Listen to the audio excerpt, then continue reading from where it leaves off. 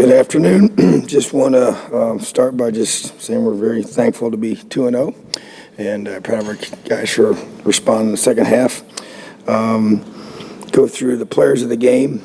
As we always go through and talk about those guys, scout team players that give us such a great effort each week, defensive scout players of the game, Caden Turner, offensive scout team player of the week, Ricky Tamus, special team scout of the week, Mitchell Evans, offensive player of the game, Sean Shivers, defensive player of the game, Desan McCullough, and special teams players, both James Evans and Anderson Kobe. Just once again, just think Coach Ack's doing a great job there, and told him that after the game, and just want to make sure that our guys understand where we're at, what we got to do. So pretty clear about that after the game. So bottom line is that we're excited about this opportunity coming up here at Western Kentucky, coming to Bloomington. Tyson Helton's done a great job there, #1 offense in the nation last year, won their bowl game in a dominant way, and play really aggressive on defense, got a lot of athletes, do a tremendous job, got a really talented quarterback, transferred in that's won a national championship in his pedigree, and a lot of talented receivers and running backs, and a good offensive line, really good group up front, without question, very well coached defensively, causes a lot of takeaways, a lot of disruption. And so really excited about having a noon kickoff. We've had 2 late night games that makes for a long day for our guys. I know our guys are excited about that as well, and excited to be able to be back home again for a third time in a row. So appreciate those that withstood the weather to cheer us on and support us. Much appreciated. Need a big crowd on Saturday to be able to help our guys play a really good football team. Got to play our best. Got to be able to put together our best effort for 4 quarters from start to finish. Questions?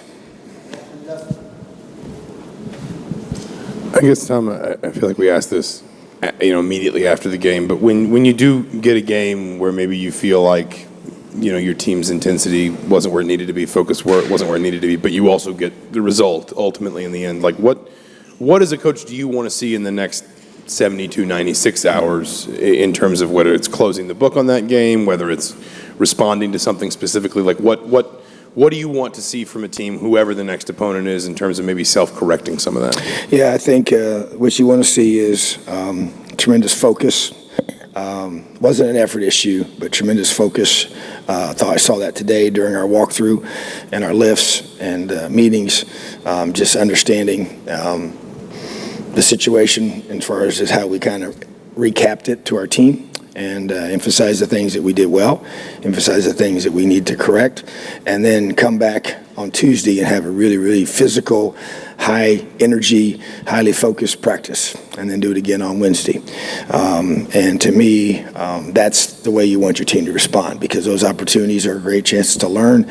Yes, fortunate to be able to learn after a win, which was doesn't always happen, and I think that's where your player-led piece comes in. The leadership of this group, challenging those guys and being able to pull those guys aside, and so. But I do think that I believe they're going to respond the correct way. And so excited for us to be able to keep getting better, and that's the key. So, but that's what you want to see. You want to see it's a daily thing. It can't just be you show up and there's no magic switch that you turn on. No, it's the switch has had to be on today, and it's on again tomorrow, and it's continuous, and to allow our guys to prepare at a level for us to play our best football from start to finish. Tom, as far as just sort of maintaining that focus, does it make a difference that you're playing a Western Kentucky team that gave you trouble last year? And what's the same and what's different about them? Obviously, they changed coordinators. Yeah, I think there's no question. I mean, your point is well stated, and that's obviously my emphasis as well. I mean, our guys understand fully who they're playing, and last year was a dogfight down there at their place, and we were fortunate to come out with a win. And so the system has stayed the same. head coach is now running the offense, and so don't expect to see a lot of different things schematically. They got some different personnel, got a new quarterback, very, very talented player. Kind of found a very similar guy, in terms of the way he's able to run that offense and just playmakers everywhere. And they're going to play, with a certain level of tempo and the way they're going to stretch you, laterally, vertically, all the different things that their system does. And so, yeah, they gave a lot of people. We went through and go through and try to find different games, that from the past season, and really nobody really slowed them down, So they had a lot of points and a lot of yards in every single game, which is the reason why they're number one offense in the nation. So in about every category. But so I just think you're going to see a very similar style. They've done some things a little bit differently, maybe in the run game this year, but at the same time, they have their system, they believe in it, and they're going to play it to a high level. So it's impressive to watch. There's no doubt. Coach Helton's done a tremendous job. Coach, I wanted to ask about Aaron Casey. I know he was obviously selected to honor George Taliaferro this season. I guess simply, what did he do? What does he do that made you feel like he was the right guy to have that honor? I think that it's his character, on and off the field. I just think he's the kind of person that has a sense of, knows who he is, knows what he believes, stays true to that, is consistent in what he brings every single day, is a great teammate. Whatever role he's given, whatever he's been asked to do since he's been here, he does it with tremendous effort, toughness, and he is a mentally and physically tough guy. Showed up in the game on Saturday night, and just want to make sure that we give it to a young man that just embodies that spirit that George had, and just what he brought to this campus when he came here, and just a guy that's a tough fighter that just believes in his heart certain things and isn't going to be strayed by that, So just really appreciate, Aaron Casey and everything that he's done for our program, and I'm excited for him to be able to. He's playing his best football and has done a great job for us and stayed true here and has continued to battle and didn't have his best season a year ago and responded by that by having a great offseason. So I just felt like that he embodies all those persevering qualities that made George Taliaferro so special. Coach, Saturday was the first game in a while without Matt Bedford on the offensive line. Just how do you think the group as a whole responded to that loss, and also specifically Parker in his first games? Yeah, I thought they responded well. We ran the football a lot better than we needed to, and felt like that. As we always say with that group, there's a chemistry involved. So not having Matt we knew was going to be challenging and create some issues that we have to learn to work through. But I thought they played well together, ran the ball well, gave our quarterback time to throw, and did a good job. I thought Parker did a nice job. They had some defensive ends that we were concerned about athletically that could create some issues, and did so the week before as well. And their just ability to disrupt was what we were concerned about. So I thought the guys did a good job covering them up and creating some creases for our running backs to run through. And we ran for 239 yards and 6.6 yards a carry, which is really important, for us to be able to do that. And so that starts up front, and they get obviously all the criticism when it doesn't happen, and they should be given the praise when it does. So, but they got to keep working hard together. Going to face bigger, more athletic groups as we go through these next several weeks, and so they got to continue to gel and mesh and work together. And Parker, to me, is a smart, tough, dependable guy. So I expect him to just keep getting better. Coach, I wanted to ask you real quick, back here, sorry. I wanted to ask you real quick about DJ Matthews, obviously coming back off that ACL tear last year against Western, and being able to just be the person he is as well as the player he's been so far for you guys this season. I know he's also been a father off the field, balancing that, being a student. What can you tell me about him? Yeah, he's a special young man, and he and I have spent a lot of time together and just trying to help him grow as a man. And I got so much respect for him. He does have a lot going on, and just the way he's battled through all that the ups and downs of that, the recovery, a long, very difficult recovery that injury entails. And then as a speed guy, you rely on his quickness and his ability to get in and out of breaks to make him special. And so that's obviously a big part of that type of injury coming back from that. So, and I thought in the game on Saturday night, I mean, he was, obviously made some visible plays, but just his leadership and just his desire to, step up and get this thing going, when we needed him to, and make those big plays. And the catch he had on that sideline there was pretty impressive. And then he followed out with a one-handed catch after that, so, but that's what has to happen. Guys like that, your best players got to step up when the team needs someone to make a play. He was the guy that rose to that occasion, So I just have so much respect for what he's been through, the way he stayed the course. There's a grit piece to him.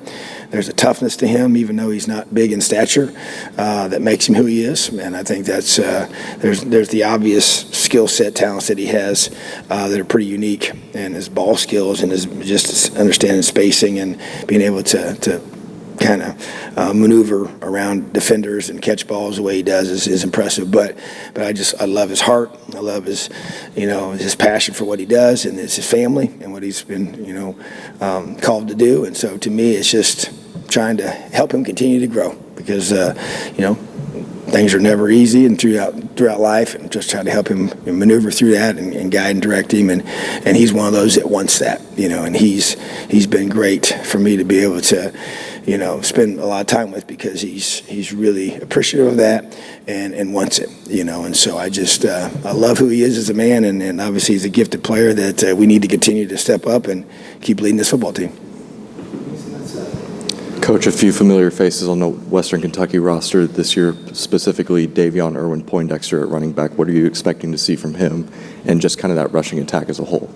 Yeah, so Davion, really so proud of him. We really, when he was here for us as a walk-on and just worked so hard and had to play last year, and just tried to help him find an opportunity to go and get a scholarship, and so he's able to do that. I just really appreciate his work ethic, his perseverance, he's got some of the same qualities I was talking about with DJ, and just worked his way. He was a really good high school player and developed himself into a really good college player. So he's made some really nice runs. He's one of their leading playmakers on offense, and that's exciting for him. And they've got several running backs they play with. Like I said, they've got an expanded run game that they really didn't have as much last year schematically, that they're now utilizing. So that makes them more things to stop and to scheme against. So, but yeah, they got three players that they rotate in there. They play them all pretty equally, and they're all able to catch and run and block and do the things they need to do. So, really proud of him. And yeah, we got to go find a way to stop him. You talked about the offensive line, but specifically, I'd seen Luke Haggard is grading really highly in terms of pass blocking, like nationally. I guess, what have you seen from him so far, and how important is, when you have other spots in the offensive line in flux, how important is it to have a veteran presence like that? Yeah, I mean, I just think that, every position, leadership matters. Veteran leadership is even more valuable, and I just think that that's what he brings, and it's the consistency and the toughness and just the steadiness there, and even though may not be a real verbal person, but just the play speaks for itself in so many ways, and at that position for sure, and that consistency, and just the strength and the size and the length and all the different things you have. But to me, I just think that we talk so much about the culture of our program and just the culture in each room, and that's a big, we use the phrase 11 strong. You got the 10 positions on offense, 10 on defense, and then specialists are the 11th group. And so everybody has to understand that culture is the responsibility of each position coach, and that each position coach within that group has to develop those leaders. We have leaders from each group that's on our leadership council by design, and we talk to those guys by those groups by design to be able to get that, to take it back to the group, and be able to infuse, the leadership within those guys, and then affect the whole side of the football and ultimately the whole team. So just trying to get that, and I think it's critical. And the more older guys you got that are strong in their daily habits and work ethic that they bring every day, and guys are consistent in that, really creates, hey, that's the standard. So when the young guys come in here, they just get pulled into it, and because they understand that, hey, that's how it's going to be expected for me to practice here. I'm going to lift here, I'm going to run here, I'm going to train here, and I'm going to study film. So he does a great job with that. Tom, evaluate the defensive side of the ball after 2 ball games at this point, and did you cut back on the missed tackles on Saturday? Were you more pleased with that aspect of it? And then I know you were not pleased with a couple of late scores in the ball game and some things that happened there, but just an evaluation there. Yeah, that kind of really soured my perspective on how we played, to be honest with you, especially the last one. But we definitely cut down the tackles, missed tackles. Okay, there were much fewer of those, which is great. Thought we played really hard. I mean, we were trying to find guys that weren't bursting to the ball in every way. So, but what we did, though, we had some execution mistakes, that I thought was lack of focus, and that to me was like not acceptable. And a couple of them were older guys. Matter of fact, we gave up 2 touchdowns that were just blown assignments, and we can't do that. So that was frustrating to me. And but that goes back to the mental side of it. It wasn't a physical mistake. It was just more not getting your eyes in the right spot, not executing, and your eyes just not being locked in. So, but I think we still got to work hard on our run fits. We did better, but here's the thing for us. We don't do things. We're not a traditional, run fit type system. So we do things maybe a little unique in some ways. And so the new guys that are with us now, I think they're still getting better at that and still getting and understanding how we do that and how that's supposed to fit up. And so if one guy doesn't do it the correct way, it kind of goes from where you can really kind of smother them to get some leakage there. And we've had some of that leakage that we got to keep working on. We worked on it again this morning. So I think that it was some progress with that, but also not quite there yet. And every week we got to keep getting better. So, but we talk about takeaways, tackling, and effort. Well, the effort was phenomenal. Okay, it was the takeaways didn't come.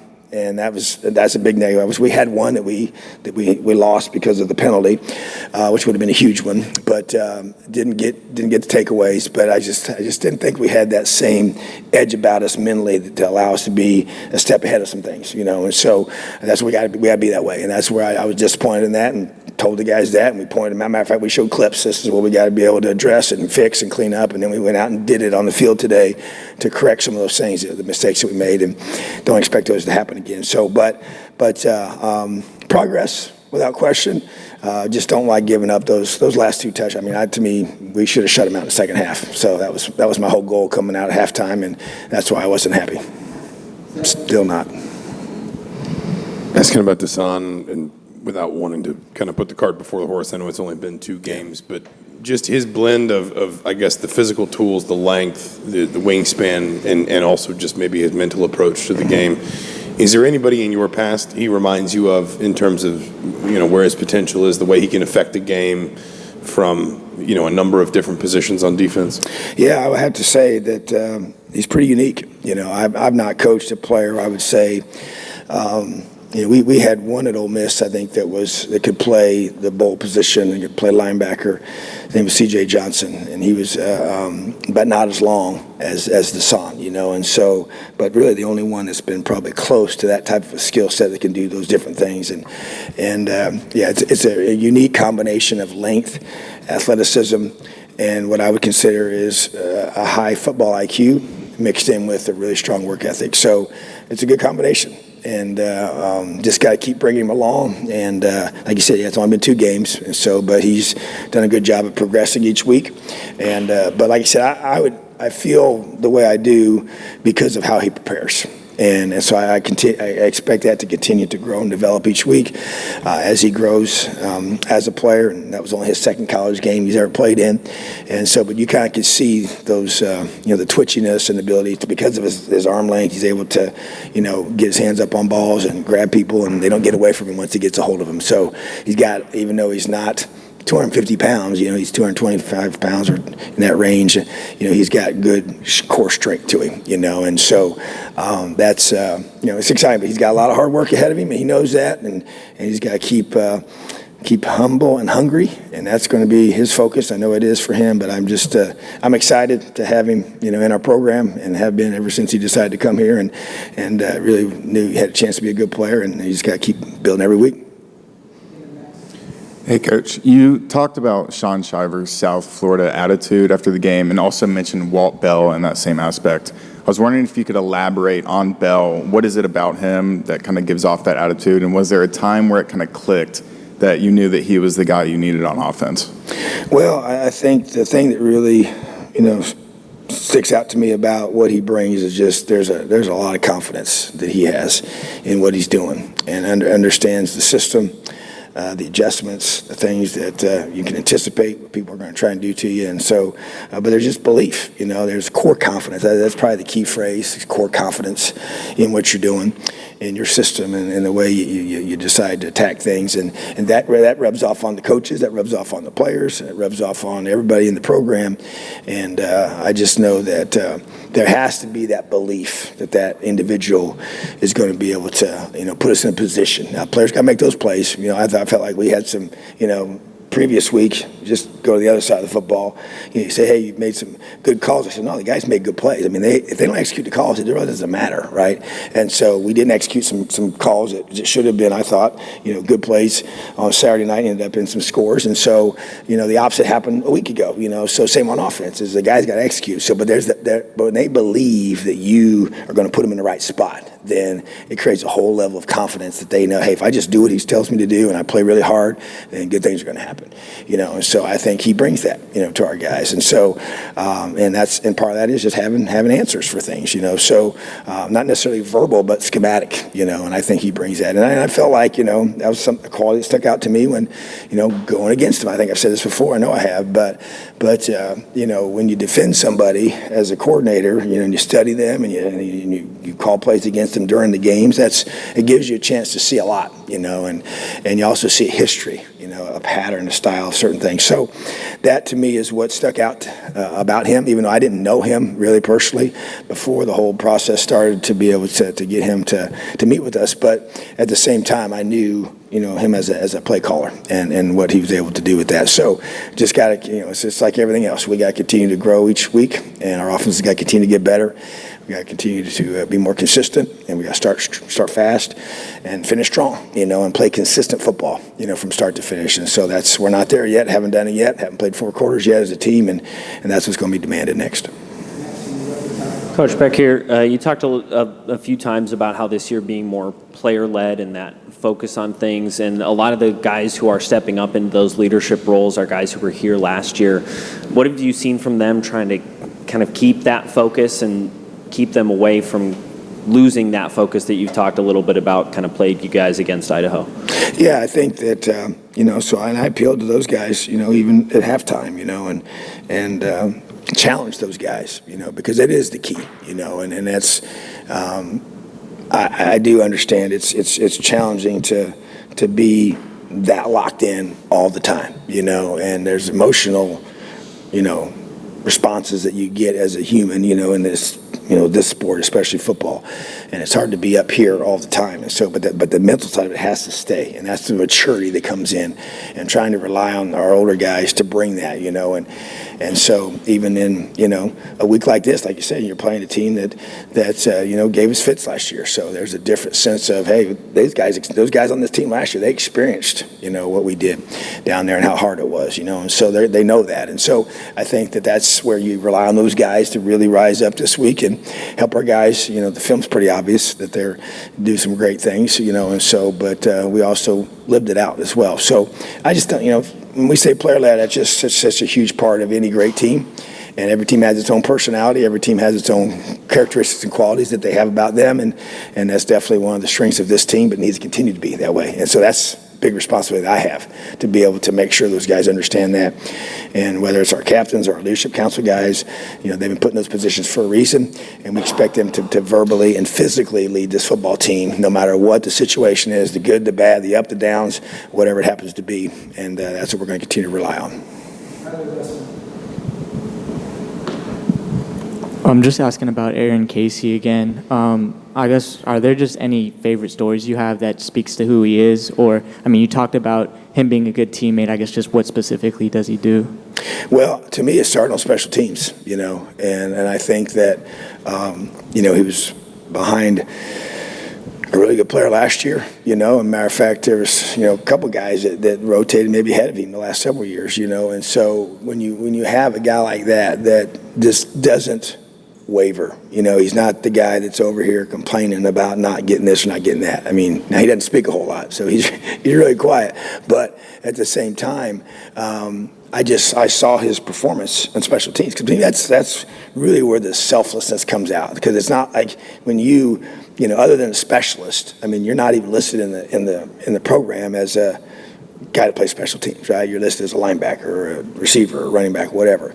And so, yet it's a huge part of our team. And then the special teams drill work. And I talk a lot about that with our guys. And he showed up in those things. Because really, that's how, like even a guy like Anderson Kobe, who played really, really well on special teams, Saturday night, well, he was phenomenal during the drill work. And that to me is what Aaron Casey did for a couple years before he ever got a chance to really play. And Noah Pierre, same type of pattern, with that kind of mindset to be able to just do whatever you got to do to help this team be successful. So to me, that's the story for me is, hey, he did this when nobody was really watching. Nobody's really talking about him. Nobody's really he didn't come in here with a bunch of hype, as a recruit. He just came in here as a really good football player that had a chance to develop. And so he's doing that. He takes care of his business in the classroom. He takes care of his business off the field, on the field, and he's just so steady. So I would say special teams is where he showed me that he had the qualities he was going to take to be great in this game, and then someone we can count on as a great teammate. Appreciate you guys. Have an awesome day. Elio.